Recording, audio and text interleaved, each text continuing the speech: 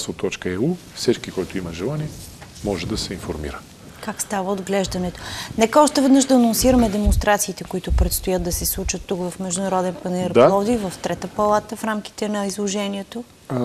Тези демонстрации, които ще станат през уикенда, събота, неделя. След 3 часа възнамеряваме да излеземе с Изабела. Надяваме се, че тогава няколкото семейства врани няма да са толкова агресивни към нас и ще бъдат така благосклонни по време само на тези демонстрации.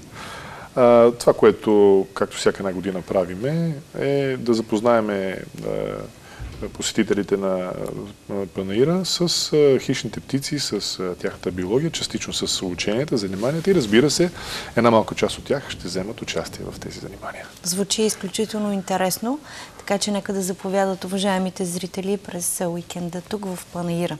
Благодаря ти, Павел, че беше мой гост. Беше ми приятно. На мен също ми беше много приятно и интересно, а Изабела се държа изключително възпитано. Тя е звезда. Личеше, че и беше абсолютно спокойно. Благодаря ти и до нови срещи.